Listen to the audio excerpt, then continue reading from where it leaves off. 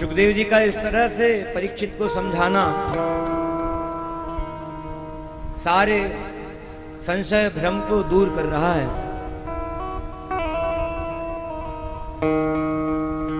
और इसीलिए महात्माओं ने कहा है कि यदि मनुष्य जन्म पा करके भगवान की चरण शरण होकर के भगवान की सेवा नहीं की तुमने, तो फिर तुम में और पशु में कोई अंतर नहीं है।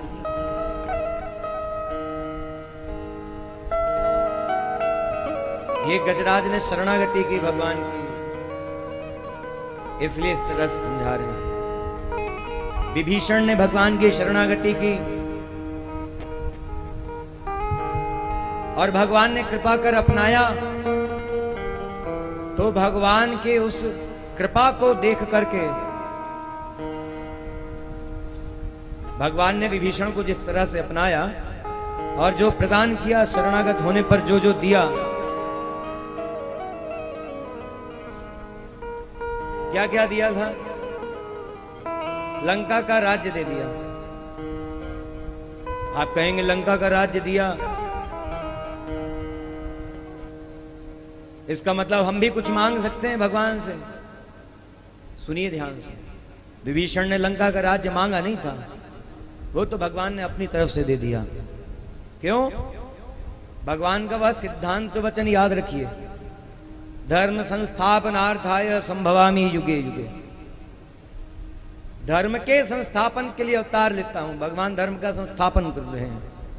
वो दुष्टात्मा राजा है, उसको हटा करके एक अच्छे को राजा बना देंगे, धर्मात्मा को राजा बना देंगे, तो सबको भगवान की भक्ति करने में, धर्माचरण करने में तकलीफ नहीं होगी, परेशानी नहीं जाएगी। हिरण्यकश्यप का प्रसंग सुना कल। हिरण्यकश्यप ने तो सीधे ये कहा था, कोई विष्णु का भजन नहीं करेगा। तो परित्राणाय साधु नाम, प्रहलाद के परित्राण के लिए भगवान ने अवतार लिया। और साधु परित्राण के लिए, दास के परित्राण के लिए यदि दुष्ट का संहार ही करना है तो भगवान वो कर देते हैं। इस तरह से धर्म संस्थापन कर रहे हैं। तो विभीषण को लंका का राजा बना दिया। विभीषण संकोच में पड़ गए, मैं शरण में आया तो आपने लंका का राज्य दे दिया, भैया रावण भी आए शरण में, तब क्या करेंगे? भगवान ने कहा अयोध्या का राज दूंगा।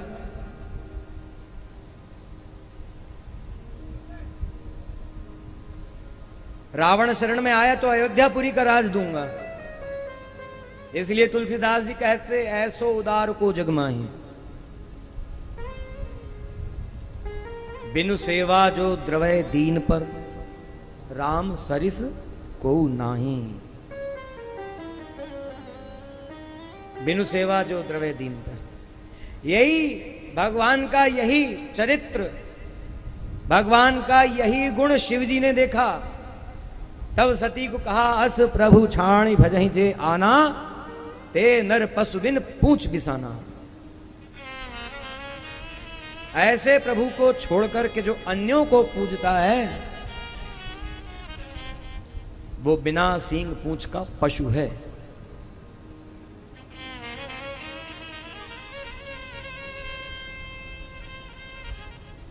मतलब सामान्य दृष्टि में देखेंगे तो लोगों को लगेगा चलो डबल फायदा है, यहां का भी सब सुरक्षित, वहां का तो है ही सुरक्षित। हाँ, भगवान देते हैं, दिया ना। द्रौपदी की सुरक्षा भगवान ने यहां की। जो धर्म मर्यादा के अनुकूल है, भगवान की बनाई जो मर्यादा, उस मर्यादा का हनन होता है तो भगवान फिर वह देंगे, जीवात्मा को वह भी देते हैं। भगवान के बनाए नियम से जीवात्मा को जो कुछ उसके कर्म प्रारब्ध अनुसार मिलना है, वो यदि बाधित होता होगा तो उस बाधा को भगवान खत्म करेंगे। लेकिन हमको भगवान से ये सब मांगना नहीं, ये तो अपने आप मिलेगा। कर्म जैसा जैसा किए हैं उसके फलस्वरूप अपने आप मिलेगा यहाँ का सुख और साथ साथ दुख भी। तो इसकी चिंता नहीं करना, यही बात सुखदेव जी समझा रहे हैं। भगवान ने अवसर दिया है, भगवान के चरणों में शरण ग्रहण कीजिए, वैष्णव हो जाइए, और वैष्णव है तो वैष्णव हो करके रहिए। मतलब केवल गुरु से मंत्र दीक्षा मात्र ग्रहण कर लेना उतनी भर बात नहीं, गुरु आज्ञा का पालन करते हुए वैष्णव आचरण को पूरा पूरा अपने जीवन में धारण करना, यह जरूरी है।